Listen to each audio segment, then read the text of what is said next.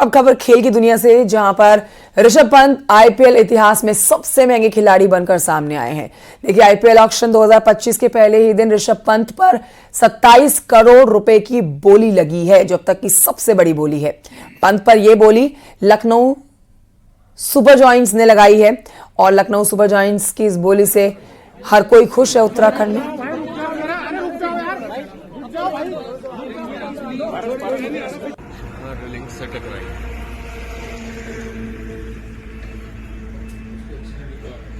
All the best. All the best. All the best. All the best. Rishabh Pant को उनके चाहने वालों ने शुभकामनाएं दी हैं। न सिर्फ उनके चाहने वाले बल्कि उनके कोच ने भी उनको ढेरों शुभकामनाएं, बधाई दी है इसके लिए।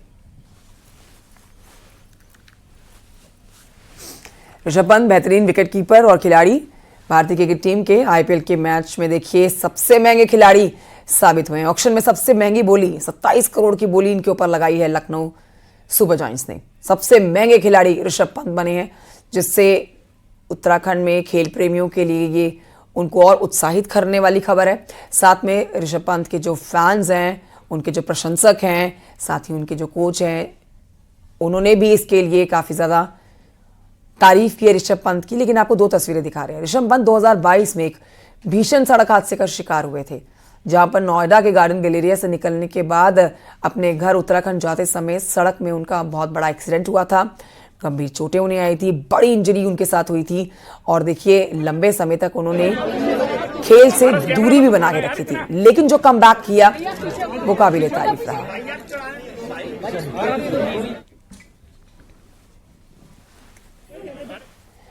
तो भारतीय टीम के क्रिकेट विकेट कीपर हैं ऋषभ पंत, बल्लेबाज भी हैं। ऋषभ पंत आईपीएल में सबसे महंगे बिकने वाले खिलाड़ी बनकर सामने आए हैं।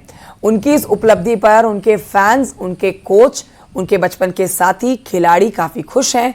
और देखिए, सोमवार को रुड़की के 3 और खिलाड़ियों को ऑक्शन में शामिल किया जाएगा। रुड़की के रहने वाले ऋषभ पंत को लखनऊ सुपर जॉयंट्स ने 27 करोड़ में खरीदा है।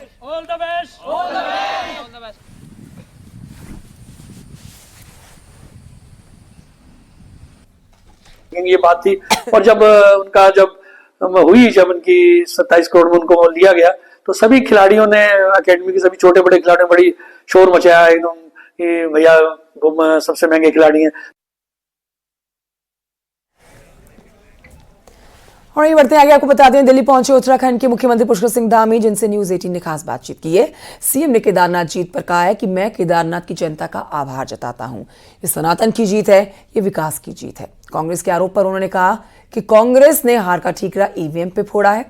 इसको सेमीफाइनल बताने वाले सीएम ने कहा है कि कांग्रेस तो पहले ही सेमीफाइनल में हार गई है और अब फाइनल की रेस से पीछे हो गई है, बाहर हो गई है।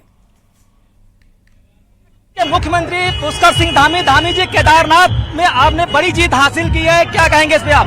देखिए, मैं सबसे पहले केदारनाथ विधानसभा के सभी देवतुल्य कार्यकर्ताओं को, उनके वहां के जनता को, सबको मैं आभार व्यक्त करना चाहता हूं। बाबा केदार को नमन करना चाहता हूं कि उन्होंने भारतीय जनता पार्टी की प्रत्याशी आशा नौटियाल जी को भारी अंतर से जिताया है। ये जीत हमारे प्रधानमंत्री जी के द्वारा जो श्री बाबा केदार में जो काम शुरू किए गए, नवनिर्माण, पुनर्निर्माण, दिव्य केदार और भव्य केदार बनाने की दिशा में जो तेजी से काम आगे बढ़ा है, ये उसकी जीत है। ये जीत सनातन की जीत है, ये विकास की जीत है और ये केदारनाथ समेत पूरे उत्तराखंड की जनता की जीत है। लेकिन कांग्रेस इस जीत को स्वीकार नहीं कर रही। उसका कहना है चुनाव में प्रशासन ने मनमानी की है। देखिए, वो कभी ईवीएम पर अपना जब हार जाते हैं तो ठीकरा फोड़ते हैं, कभी किसी और पर फोड़ते हैं। इसलिए सारी जनता जान रही है कि ये प्रचंड जीत है। ये उन्होंने कहा था सेमीफाइनल है, वो सेमीफाइनल में ही बाहर हो गए, तो आप ये समझिए कि फाइनल में उनके लिए अब कोई जगह नहीं। नगर निकाय चुनाव भी आने वाला है, बीजेपी कितना तैयार है? पूरी तरह से तैयार है बीजेपी और सारे कार्यकर्ता, सारी जनता चाहती है जो सुशासन के काम चल रहे हैं, विकास के काम चल रहे हैं, हम समर्पित भाव से काम कर रहे हैं। सभी जनता का आशीर्वाद हम लोगों के साथ। शुक्रिया हमसे बात करने के लिए। ये थे हमारे साथ उत्तराखंड के मुख्यमंत्री पुष्कर सिंह धामी। वीडियो जर्नलिस्ट सोनू के साथ संदीप पांडे, न्यूज 18 दिल्ली। और आपको बताएं कि केदारनाथ उपचुनाव की जीत को भले ही 2027 सेमीफाइनल के रूप में देखा जा रहा हो, लेकिन इससे पहले होने वाले निकाय चुनाव और पंचायत चुनाव को लेकर इसको बूस्टर डोज के तौर पर देखा जा रहा है। खास तौर पर बीजेपी अब निकाय चुनाव को लेकर और ज्यादा अपनी जीत के लिए आश्वस्त नजर आ रही है।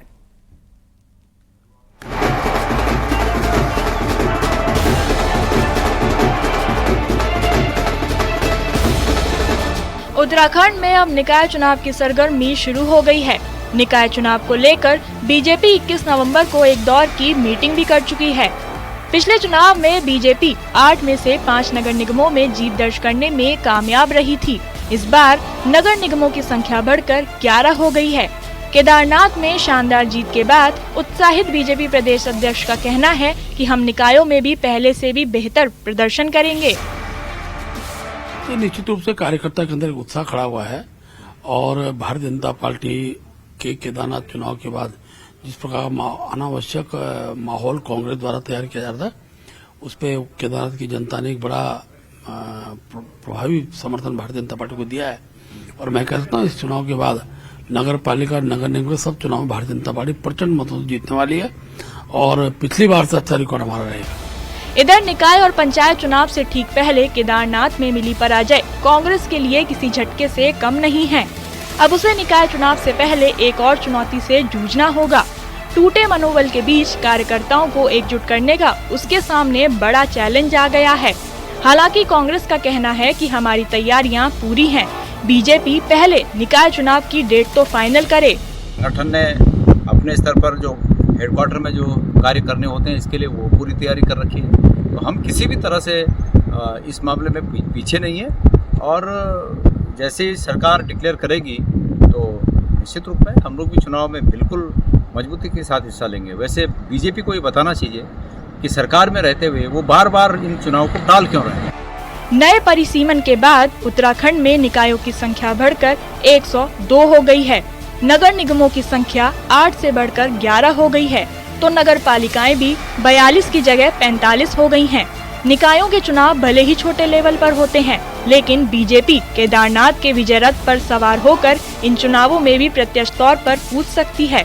न्यूज 18 के लिए देहरादून से सुनील नप्रवात की रिपोर्ट।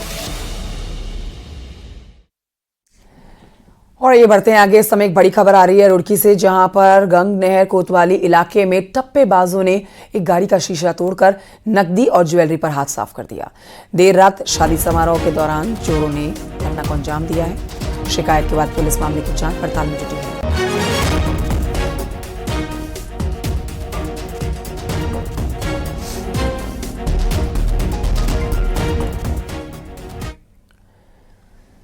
उधर कोटद्वार में ओवरलोडिंग के खिलाफ प्रशासन सख्त है। दरअसल शादियों के सीजन में गाड़ियां जो हैं, खासतौर पर प्राइवेट गाड़ियां वाले जो हैं, वो क्षमता से ज्यादा सवारी गाड़ियों में भर ले रहे हैं। ओवरलोडिंग की वजह से कई बार सड़क हादसे हो जा रहे हैं। ऐसे में परिवहन विभाग और पुलिस की ओर से लैंसडाउन से लेकर रिड़की खाल के तमाम रूटों पर चेकिंग अभियान चलाया जा रहा है। पहाड़ के रूटों पर हादसे की वजह ओवरलोडिंग होती है।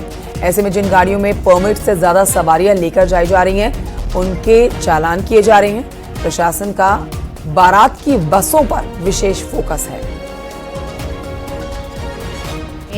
वेडिंग सीजन्स चल रहे हैं, बहुत सारी बारातें यहाँ से जा रही हैं और ये एरिया रिखनी खाल का स्पेशली काफ़ी एक्सीडेंट प्रोन है। यहाँ पर ओवरलोडिंग की भी शिकायतें आई थी। सर ने भी हमें हमारे साथ काफ़ी कोऑपरेट किया और आज हमने स्पेशली चेकिंग किया है कि ओवरलोड ना हो, बस इसमें ओवर स्पीडिंग ना हो।